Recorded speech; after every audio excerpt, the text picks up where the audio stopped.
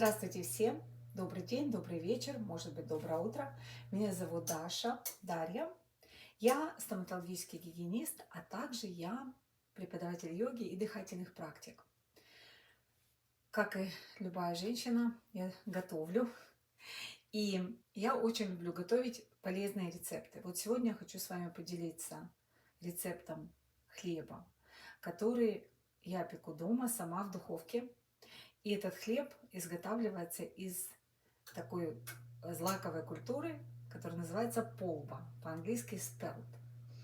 И этим рецептом поделился со мной один человек, который занимается иглоукалыванием, который тоже следит за питанием, за здоровьем.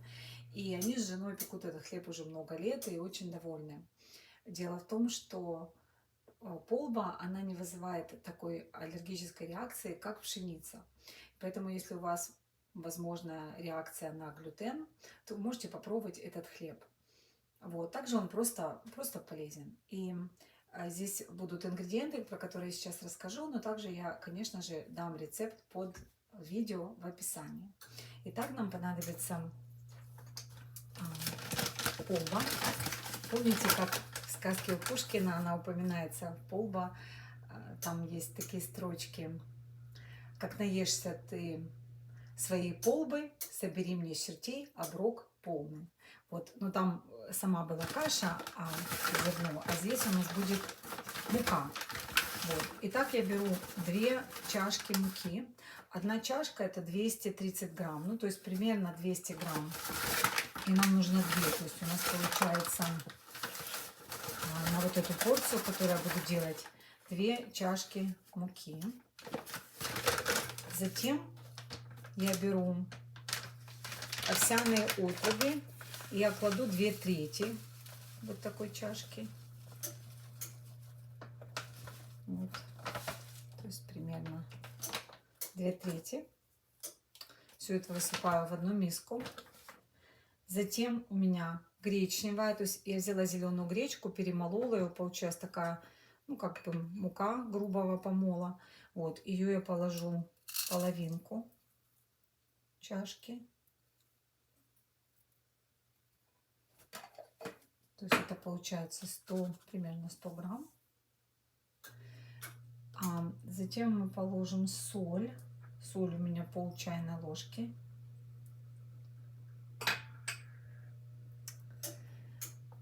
Следующий ингредиент это паттака. Ну, паттаку можно, если вы не хотите, можно, если у вас нет, можно не класть. Но я кладу для цвета.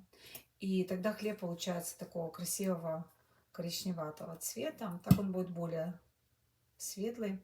Вот, нам нужно положить половинку столовой ложки, ну, можно чуть больше. Здесь вот у меня был такой вот случай, что пришлось перевернуть банку вверх ногами.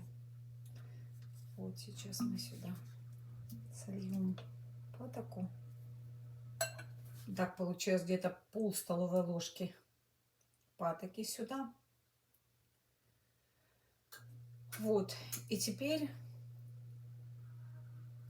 тесто нужно замесить, сюда нужно налить воду. Воду примерно тоже где-то 200 грамм, но вы должны смотреть, то есть тесто не должно получиться слишком жидким, но в то же время таким как бы полугустым, что ли, чтобы его можно было вылить в форму. Вот, и я вот лью воду и замешиваю эту смесь. Сейчас вам покажу, как она выглядит. Вот примерно, когда она в таком недомешанном состоянии, я добавила еще немного воды, то есть где-то полторы примерно вот такие чашки. Можно, кстати, добавлять не воду, а, например, молоко ореховое, какое-нибудь миндальное или кокосовое, то есть какое вам захочется. Вот. И затем я сюда еще хочу добавить, не хочу, а нужно добавить соду. А соду мы сюда кладем вернее, чайную ложку соды, не пол чайной ложки. И я ее загасила лимоном.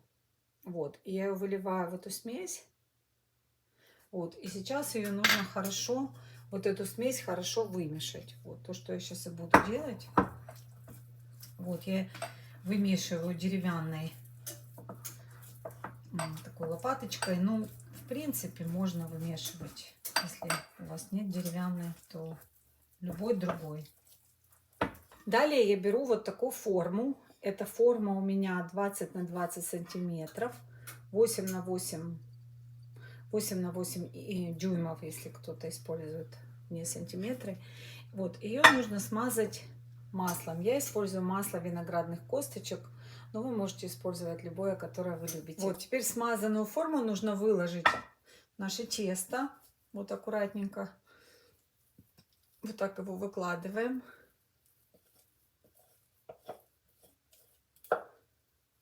Вот, и когда мы его выложили, его нужно разровнять сверху аккуратненько вот этой же лопаточкой. Вот я выложила хлеб вот так в форму.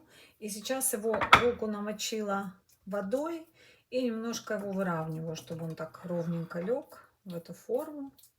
Красиво занял уголочки. Вот, можно лопаточкой, если у вас есть такая резиновая. Лучше руками. Хлеб любит руки. Вот, вот такая получается красота. И сейчас последний штрих — это посыпать сверху семечками подсолнечными. У меня есть подсолнечные, их помыла. Можно также любые тыквенные или можно какие-то орешки. Все, что вы захотите, вот так вот прямо таким густым слоем сверху посыпать. Получился вот такой хлеб. И теперь его нужно накрыть. Вот я его сейчас накрою этим полотенчиком, чтобы он постоял минут 10. Все, вот так накрыла хлеб. Не обязательно его ставить в какое-то теплое место или еще куда-то. То есть просто на кухне, чтобы он немножко постоял перед тем, как отправлять его в духовку. Вот духовку я включила на 350 градусов Фаренгейта. Это 180 градусов по Цельсию. И сейчас мы сюда положим. То есть она у меня уже тепленькая. Я в ней до этого готовила.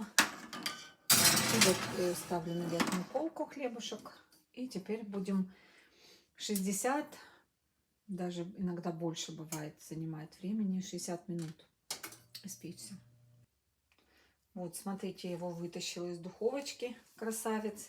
Сейчас я его потыкаю зубочисточкой. Час он пекся. Видите, чистенько абсолютно, значит он пропекся. Красавец, сейчас остынет. Покажу его вам в разрезанном виде. Вот и хлебушек наш. Видите, вылез нормально. Не порвался нигде. Вот он такой не очень высокий. Но сейчас я покажу. Кусочек отрежу. Вот я его отрезала. Получается такой вот такой красивый хлебушек внутри. Вот он такой, видите. И